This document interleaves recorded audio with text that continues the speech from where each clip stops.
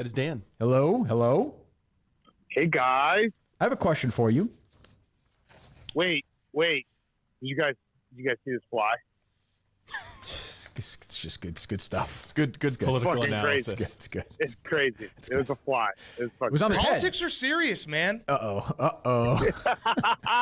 Oh, Steve's got an axe to grind, so I figured that. By the way, Steve, you didn't tell me that I'm live to tape, so everything I just said cannot be used. Oh, that's true. That's a good point. Everything I laugh passes every time you guys do that. Every time. Your statement just acknowledged that you knew we were recording. You had knowledge of the recording, therefore it wasn't secret. God, into the web you walk into right there. Jeez, what a child. Right. What's up, guys? So we were talking about. So I'm you know me. I'm obsessed with all the Stern story, right? So I think Stern. My understanding, talking to people, Stern has between 35 and 40 people on his staff. It's serious on the staff. So you have a major podcast, one of the biggest podcasts in the world. Give me the entirety, outside of you and your co-host, of your staff on Pardon My Take. Yeah. It is Hank, Henry Lockwood, our producer, Liam Crowley, who's also a producer. So it's basically two guys who do the producing. And then we brought on Jake Marsh as an intern. We hired him. Essentially, he showed up to our interview in a full suit, and we just laughed at it. And we're like, okay, we're going to make you our Darren Ravel, the troll Darren Ravel. Right. So he is part of the staff now. And then our intern, Billy Football. So 6 total. But I would say Billy's not, he's doing stuff, but it's not like, his full-time job. He's an intern. He's still in school. I find it weird. Like like I said, I talk about this all the time. I don't understand. I don't know anybody. I love Stern growing up. I know no one listens to him anymore. From a serious perspective, like I know Barstool's younger. Frankly, their audience is more loyal now. They listen more than they do the Stern. I don't know why Sirius is turning their back on us and embracing Stern. I mean, I know why, I guess intellectually, but I don't understand it.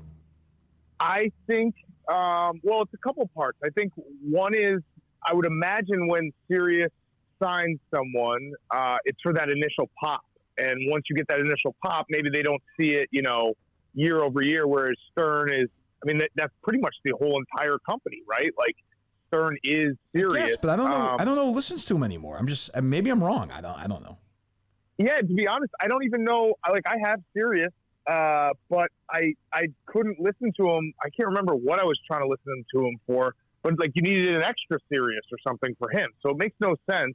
I agree. It's a crazy thing. And then the other thing that I think Sirius wants is they want Dave to be on more. I know they've wanted me to be on more. And I think Dave, I have no problem doing more. I've always said that. I've been always open with people who listen to the Yak and saying, like, here's the deal. If they paid more, I would do a 2-hour Yak every day. They don't pay enough for me to do a 2-hour Yak every day. And I think Dave, obviously, his price is higher than mine. So he's like, hey, if you guys want me to do 2 hours a day, 3 hours a day, you have to back up the truck. And I don't think they're going to do that. But plus, Dave couldn't do 2 or 3 hours a day anyway. He's not built for that. No way. He couldn't.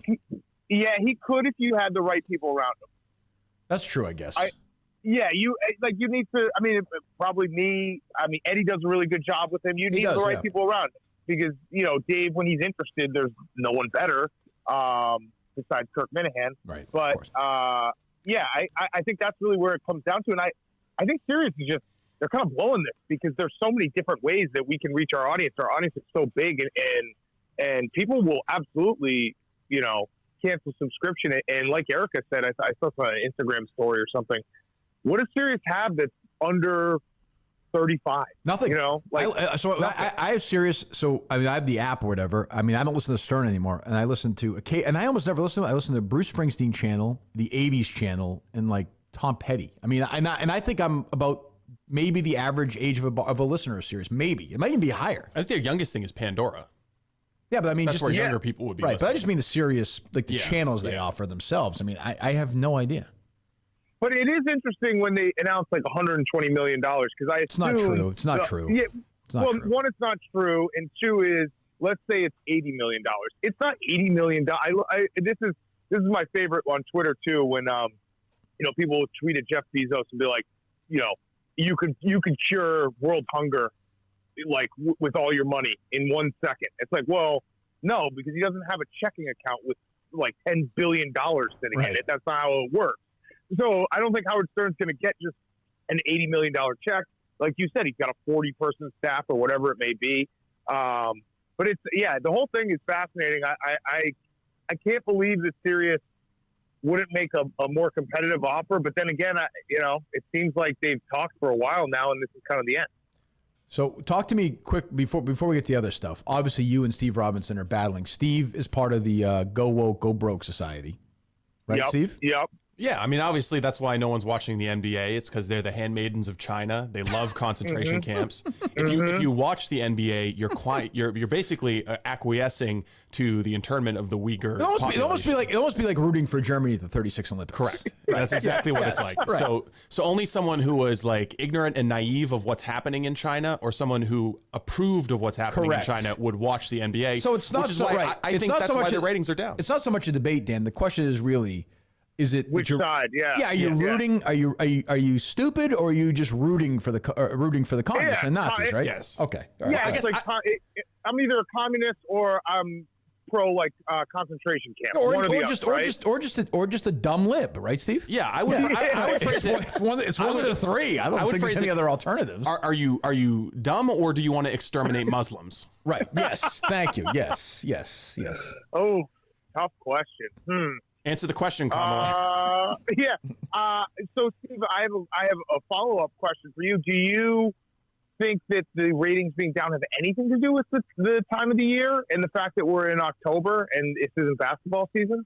Classic debate move. Answer a question with a question. Scrub that, Steve. I would say I do agree with you, Steve, a little bit. By the way, I do agree with you a little bit that there are some people I hate. I actually don't like everything. Yeah.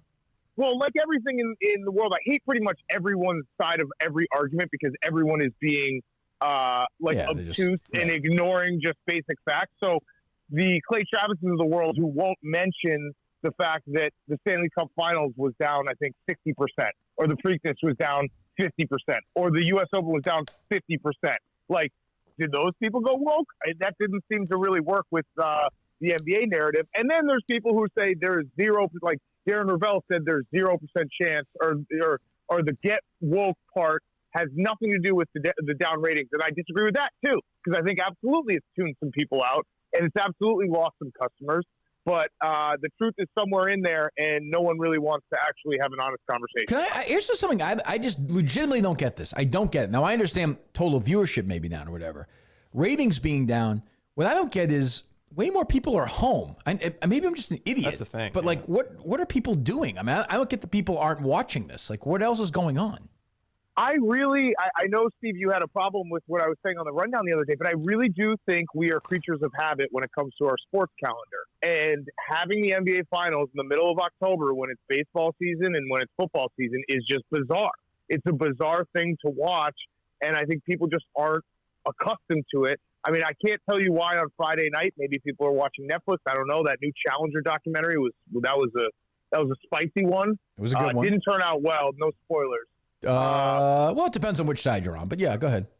That's true. Yeah. If Steve is anti-teachers, right? Steve, you want a private that's school. a good point. Private school. I mean, if you think about it, Steve is pro-Russia and anti-teacher, so for him it was actually worked out pretty well. If she was a private school teacher, Steve would have been mourning up in arms for years and years.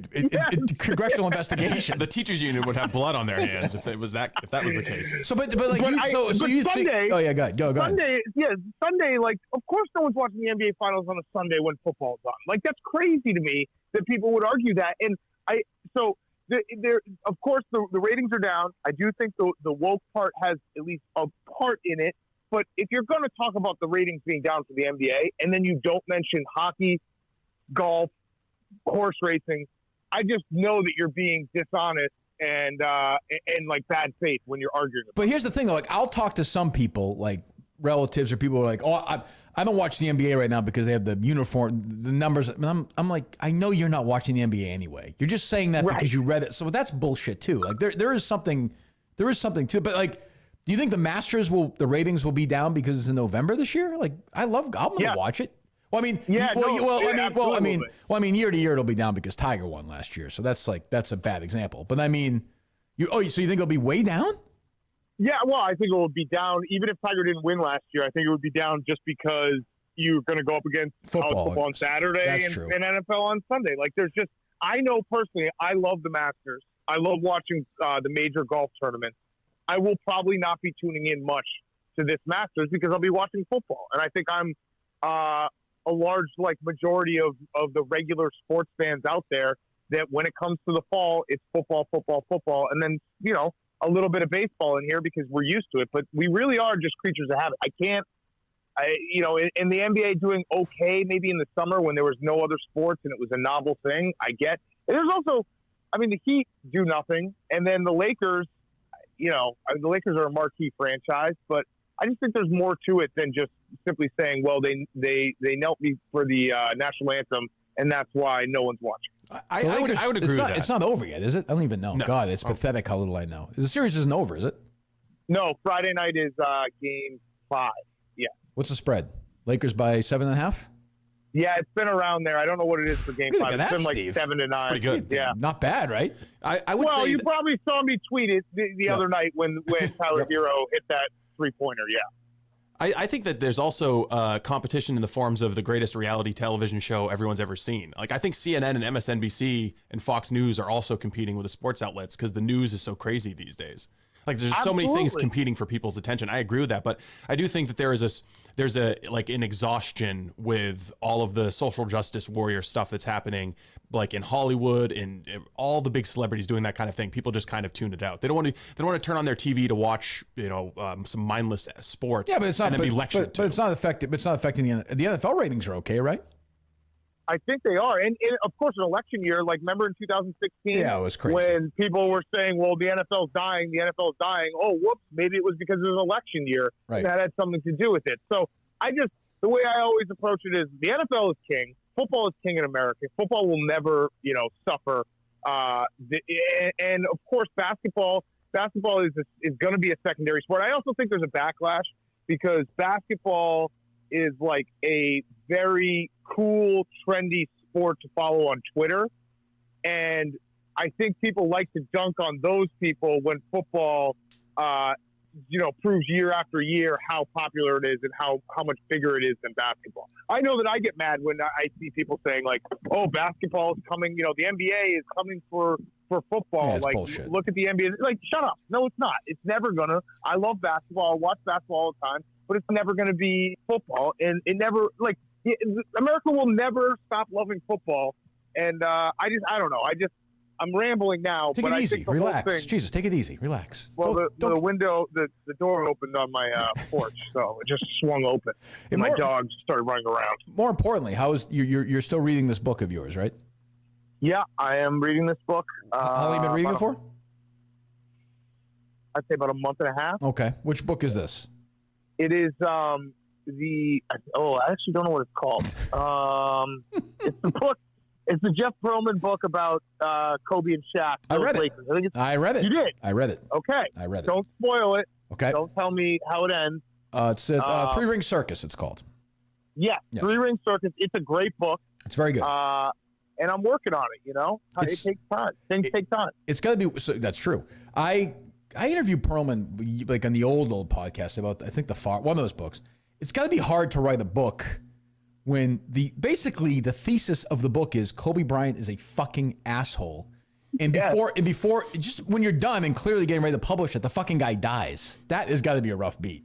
Because that really is the book. I mean, Kobe is a fucking prick. The whole book. Yeah, and it must have been such a mind fuck. And he wrote that foreword that basically acknowledged that. But how can you, like, even that foreword, you're just reading it, you're like, okay, but we're about to dive into Kobe being an asshole all the time, and he just died. So yeah, that's bad timing for him. But I'm working on it. It's a very easy book to get through, though. I mean, very easy. Nah, don't shame me like that. No, I know. I feel like a dick, but it's very. I mean, that's like candy. That book. This is not work. You should blow through that book. There's not enough pictures. That's the only problem. I want to know. I don't know what Kobe looks like. You don't know what Phil Jackson looks like? I don't know what Kobe and Shaq look like. I'm really struggling with that part. The worst part. Fictional characters. The worst part of books, and this is why a book like that is good, is they don't spend that much time. Like when I read a biography, I've said this, I fucking hate like when they were kids or when they were in high school. Like I don't want to read that stuff. I just want to get to the stuff like I almost already know about, oddly. The salacious stuff. Yeah, just the stuff. But on the, counter to that point, I do want to know about Kobe being a psycho in high school because That's he true. was a psycho. Like some of the stories about how serious he took everything at such a young age, it's crazy. He's really truly like 1 in a billion when it comes to that type of focus. Yeah. What else? Steve, you got anything? Yeah. Have you guys had any conversations about what you're going to do with like the Yak and all the different Barstool radio shows if you guys leave Sirius? I'd just be interested to know. I think there's a lot of opportunity there. Yeah. I mean, some of the conversations have been like, how can we keep doing similar shows? I think there's the miscalculation by Sirius is there are so many different ways to get to your audience. Exactly. Like YouTube, streaming, Twitch, for sure. all these, and that's not even talking about we could go sign with, a different company, a different radio company. So we'll be fine and we'll keep doing it. You know what I mean? It's not, I think there's obviously some nervousness around the fan base and maybe the office that when Dave sends that tweet, it's like, oh, okay, well, radio's done. We're going to pack up everything that happens during the day and never do it again. I don't think that would be the case ever. So we'll find a way to keep doing some live stuff throughout the day, especially the shows that have been going for a very long time. I think there's like just a big value to having a Barstool product going out live throughout the day. Because in the same way that like the Kirk Minihane Show is kind of like a 24-hour story, that's kind of what Barstool has going on, almost like a soap opera. I also find it strange that you have a massive, one of the great radio talents of the last 50 years just on the sidelines during this negotiation. It's a weird card not to play if you're Barstool. Like, we have this giant just looming. No, Willie came back to the office. Oh, did he? Okay, good. I was concerned. Yeah, I was worried about that. That's good. That's good. Yeah. That's good. No, we should like get to the end of the negotiation. And then you should just walk in like Ben Affleck and Good Will Hunting and just be like, all right, regardless what's up, guys? of what's up, motherfuckers? Like, I want my retainer. Happen. I would love that. I'd love to see you negotiate with I did some serious work, and it didn't. And Barstool decided they didn't want to use me anymore, as I recall, a few months ago. I don't think that's how it went, was it? No, it was. It was. Well, that's my recollection of the event anyway. I don't know. I think you guys, you're at such peace right now with everyone. It's amazing. Do you feel a little ashamed knowing that you bullied a pregnant woman? Well, considering I donated the seed, I don't feel that bad about it. That was the trade off. Yeah, we sent the vial over, we shipped it over FedEx, and then when that kid's gonna have receding hairline at age 3 and be like, oh really, Mom? Any examples? Get any examples? Yeah. Oh, that's good. Anything else? That sounds great, Mom. Yeah. Mom, all I'm asking for is consistency on this. That's it. That's all I want, Mom. I find you very hypocritical, Mom, with my nap schedule. You're a fraud. I do wonder how I am going to be interested in watching the Barstool monitoring of a female on-air employee. She goes through pregnancy and childbirth. I suspect it'll be a live birth in the studio, right?